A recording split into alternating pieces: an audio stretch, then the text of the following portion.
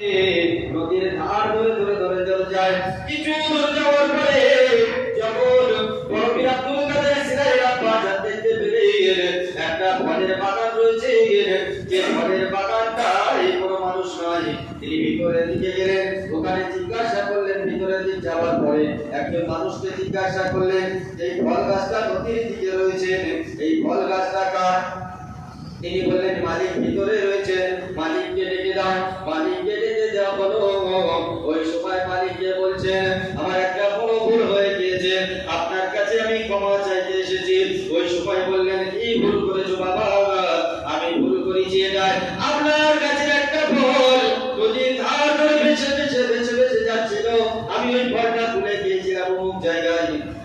উনি বললেন আমি এই ভুলটা করেছি, আমাকে ক্ষমা করে দিন। আমি কিয়ামতের ময়দানে নবীর সামনে জবাব দিয়ে দিতে পারবো না, আল্লাহর সামনে জবাব দিয়ে দিতে পারবো না। একটা জঙ্গলের ভিতর এতদিন আমি ইবাদত করেছি, আর যদি কিয়ামতের ময়দানে আল্লাহ প্রশ্ন করে তুমি কেন একটা হারাম ফল খেয়েছো, ওই সময় আমি কি জবাব দেব? এই জন্য আমি আপনার কাছে ক্ষমা চাইতে এলাম।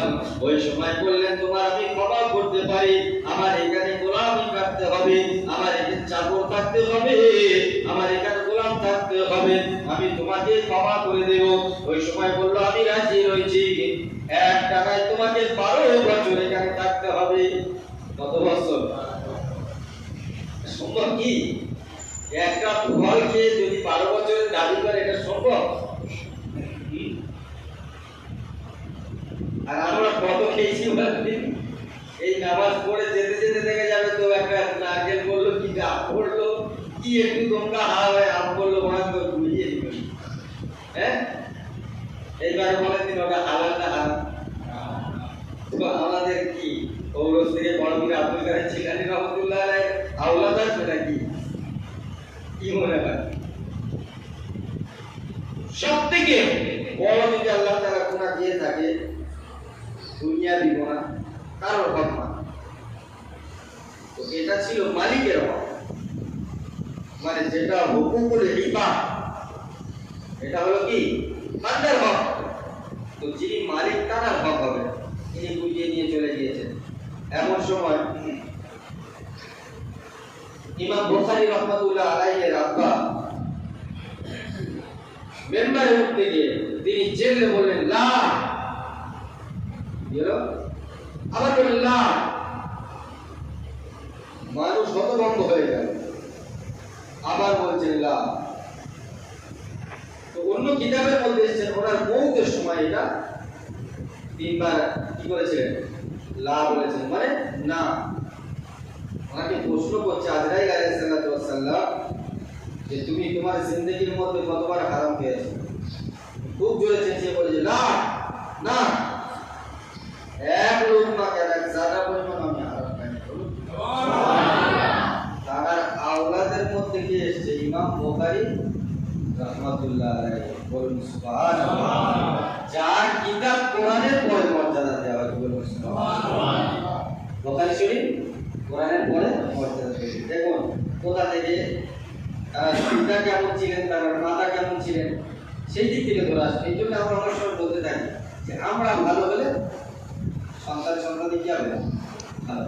এই জন্য তো তিনি এই ঘটনাগুলো শুনেছেন, তবু এতটুকুই বলে দিই যে উনি 12 বছর কি করেছিলেন? গোলামি করেছিলেন। 12 বছর পরে যখন বলছেন যে আমার 12 বছর হয়ে গেছে, পূর্ণ হয়ে গেছে, আমি চলে যাব, তখন বলছে আমি তোমাকে ক্ষমা করি, ক্ষমা করতে পারি, ক্ষমা করতে পারি। তো আমার একটা অন্ধ মেয়ে আছে, কানা মেয়ে আছে, বোবা মেয়ে, পোড়া মেয়ে, মানে একটা মেয়ের কথাই বলছে যে আমার একটা মেয়ে আছে যা কানে কি কালা, চোখে দেখতে পারে না, মুখে বলতে পারে না, পায়ে হাঁটতে পারে না। এই মেয়েকে যদি তুমি বিবাহ করো তাহলে কি করব? তোমাকে আমি ক্ষমা করে দেব। তো তিনি রাজি হয়ে গেলেন। বলুন না সুবহানাল্লাহ। আজকে যদি আমাদের কেউ বলে যে একটা ভালো মেয়ে আছে, দেখতে কিন্তু খুব ভালো কিন্তু পোড়া, কে বলবে? কি মনে হয়? আর চোখে কি বলে যে চোখে দেখতে পায় না, এক চোখে দেখতে পায়, এক বিয়ে করবে? আর যদিও করে ওর পিছনে বলার টাকাতে খোয়াতে হবে আল্লাহ জানে। যা জায়গা জমি ওর ভাগে পড়বে সেটা বিয়ের মঞ্চে লিখতে হবে হয়তো, তবে বিয়ে করবে। কি বলেন? রেজিস্ট্রির খাতায় হয়তো তুলে দিতে হবে, তবে বিবাহ হবে। মুসলমান শুনে গেলেন তিনি দিয়ে দেন মৌলভী আব্দুল কাদের সিলানি রহমাতুল্লাহ আলাইহি আব্বাজান আবু সাইদ মুসা জাহাঙ্গীর সেই সময় বলেছিলেন, আমি রাজি রয়েছি, আমি রাজি রয়েছি, যদি তুমি আমার ওই একটা ভুলকে ক্ষমা করে দিতে চাও, যদি ক্ষমা করে দিতে পারো, তাহলে আমি আপনার মেয়ে ফাতেমাকে বিয়ে করতে রাজি রয়েছি। বলুন সুবহানাল্লাহ। ও যুবকেরা, ও আমার চাচারা, একটু শুনে রেখে দেন। ওই সময় আবু সাইদ মুসা জাহাঙ্গীর বলেছিলেন, আমি আপনার মেয়ে পড়া মেয়ে লেখা মেয়ে বোমা মেয়েকে বিবাহ করতে রাজি রয়েছি, যদি বিবাহ করার পরে আপনি আমাকে ক্ষমা করে দেন, তাহলে আমি রাজি রয়েছি আপনার মেয়েকে বিবাহ করব। সেই সময় তাদের বিবাহ দেওয়া হলো। বিবাহ দেওয়ার পরে যখন পাশরাতে যখন আবু সাইদ মুসা জাহাঙ্গীর সেই সময় ঘরের ভিতরে যাবে, এমন সময় দেখছেন ফুটফুটে একজন রমণী বসে রয়েছে এখানে।